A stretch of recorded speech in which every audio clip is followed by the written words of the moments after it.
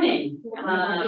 Thank you for having us here. We're really thrilled to talk to you about Madam President. It's a passion of ours, and as you can imagine, as a co-founder, it's something that I can talk about for 3 hours. So I'm going to try to condense it into 20 minutes.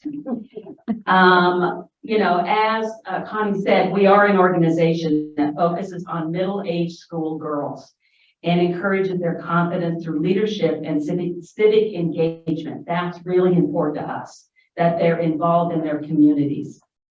This morning, we want to share a bit more about the organization and the role of confidence plays in a girl's willingness to use her voice in her community and in the world, honestly.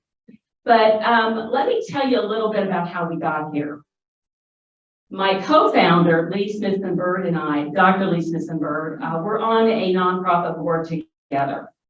And we became very close friends. And at the time, she had a 5-year-old daughter. And at that time, her 5-year-old daughter had two opportunities for summer camp, a soccer camp and a princess camp. Guess which one she chose. So after, her daughter was there a week, all the parents, filed into the auditorium to see what these girls had learned throughout the week. So what the girls had learned is how to make a foam crown and how to bow to the king. Well, Lee's head exploded. And, she thought, what would happen in the audience if they had been little boys bowing to Queen? Think about that. And at the same time, I was working for a gentleman who's running for governor. And I was noticing that on both sides of the state line, there were very few women running for office or even engaged. Now, there were some, but compared to men, and that concerned me because I've always been very politically involved.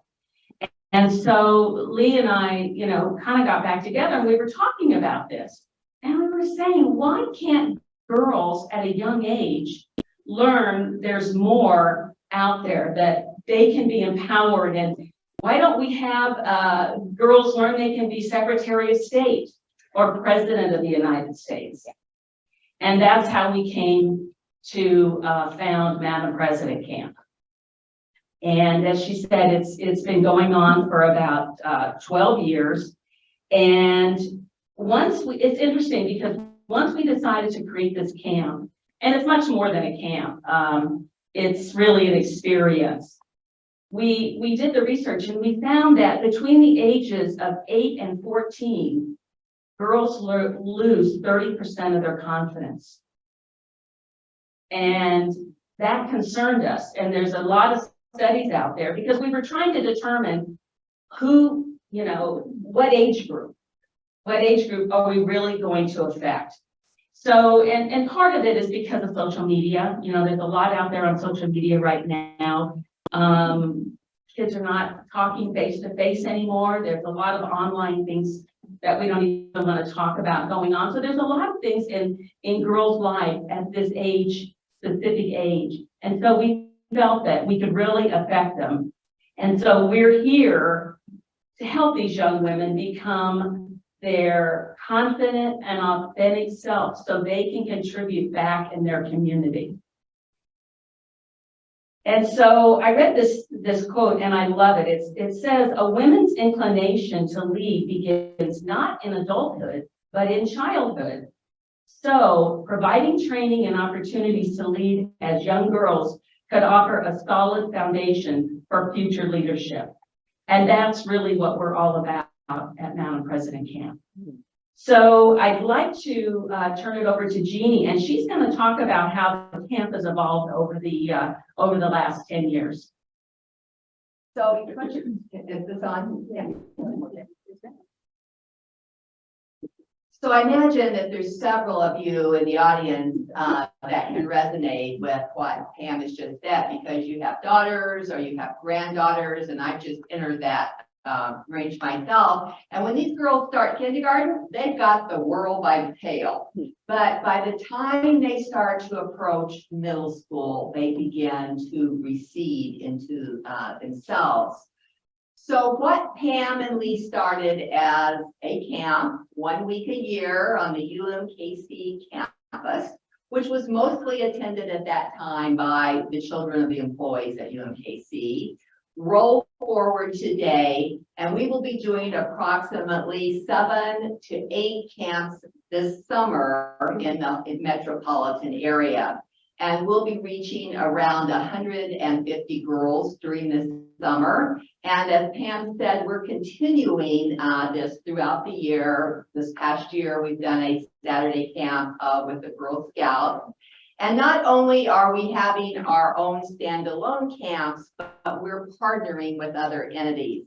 Some of you may be involved with Young Women on the Move in Kansas City, Kansas. This will be the 3rd year that we've gone into their camp with our curriculum and presented it there. We're also have a new one, let's see, Urban Kansas City, which is part of Prairie Bar, the museum. So I don't know if any of you are familiar with that. So we're growing and we're trying to touch as many girls as we can. About 40% of those girls will be scholarshipped completely through the generosity of our donors. There have been some challenges during this time that Pam started the camp. We put in a governance board 3 years ago to be able to give some singular focus to growing the camp.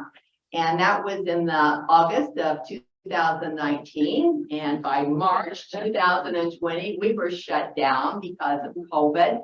But we're one of the few organizations, I think, that COVID was a blessing for us. It gave us a chance to redo our curriculum. We received a wonderful grant from the Gould Family Foundation in Kansas City to redo our curriculum so it could be delivered online. And that curriculum now has morphed into our in-person and online curriculum as well.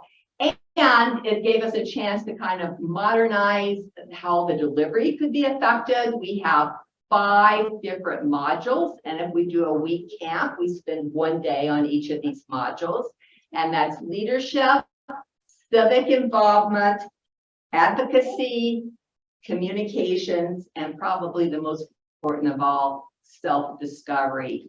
We want every girl who leads this experience to kind of understand what their leadership style is and how they can use that leadership style in their school and their community. We're not all extroverts, and we are not all the same, but all of us have a leadership style. So we kind of put them through a series of exercises to help them understand that. There's no way you ever become something you can't imagine in your mind first, and we want every girl to be able to imagine themselves a leader and sitting where you are as they become young adults. So Pam, I'm gonna, do I have the next question too? Oh, okay, I'll keep talking here then. So Pam asked me to talk a little bit about the data points on girls' confidence, and we've already mentioned how they seem to dip in this middle school. And the reason for that, according to the research, and we're doing some new research now, we just received a grant from Health Forward to do some research on the impact of this organization in the community, doing some measurements for that, and how it can impact the health of an entire community to raise leaders in that organization. So a little bit different way of looking at health in communities. But girls, by the time they get to middle school, begin to receive mixed messages from society. As parents and grandparents, we're saying, you got to do your best, you've got to be out there, and give it all you can. But yet at the same time, they're hearing, well, you need to be pretty, you need to be nice, don't be too aggressive. And so there becomes a lot of confusion. And then you mix in social media with that, and girls begin to recede into themselves. They go from these bubbly kindergartners to someone that stays in their room all the time. And I know probably many of you have seen that. And I certainly saw that when I was teaching at UMKC. So I taught undergraduates, and this receding into themselves lasts until young adulthood. So in undergraduates, the men, boys talked all the time. They would not shut up. And you just had to draw the girls out to make comments.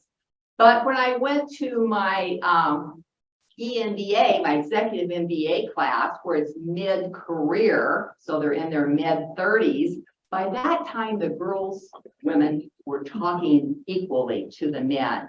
So there's a long period of time in there that girls are not as active as they could be, and they're not involved in things like this.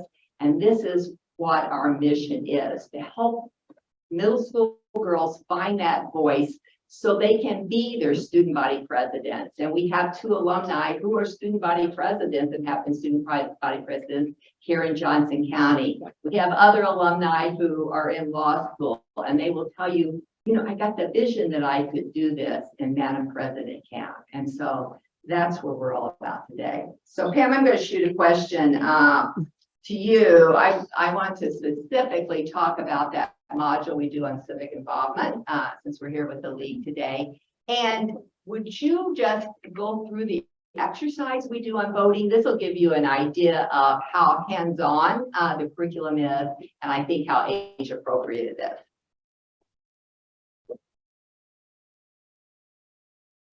So one thing that we feel is really important is to meet the girls where they are. We need to talk to them in a language they understand. So during the week, we hold a vote on what the Friday snack is. Is it ice cream or is it cookies? So during the week, the girls put together campaigns. They have campaign slogans. They have speeches. They have mock protests. One of them even put together a song. They'll do videos. So it gives them an idea of what it's like to run a real campaign. And this, by the way, it also helps them when they're running for student council. And every single girl from our camp who's run for student council has won, by the way. I just want to say. So what we do is we divide them into 2 groups, the ice cream and the cookies. I like to call it the House of Representatives and the Senate. They understand ice cream and cookies more. And then they vote.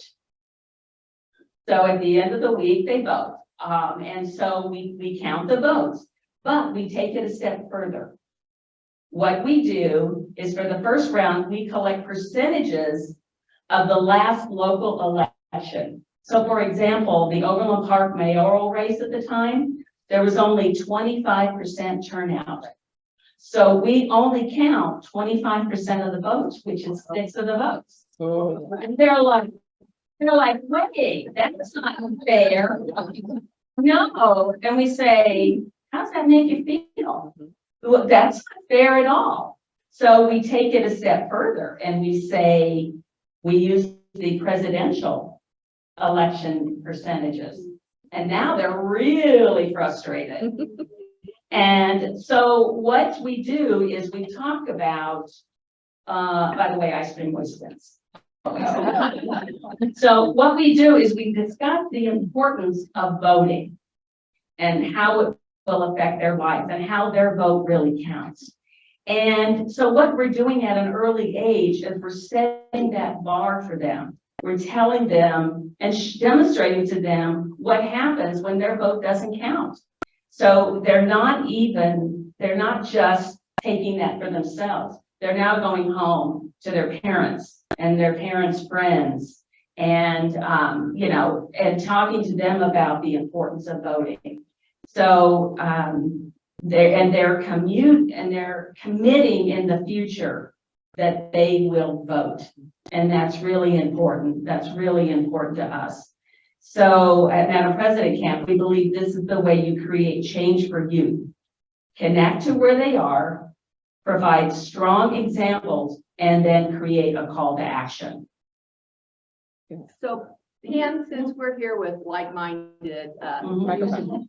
Just lean in. so I'm just gonna Yeah. cut this back to you, but since we're here with like-minded individuals today, there is so much work that needs to be done with this age of girls. Some of you may have seen the new CDC report that was out this week. It's about a little bit older girls, high school, but they called it a crisis.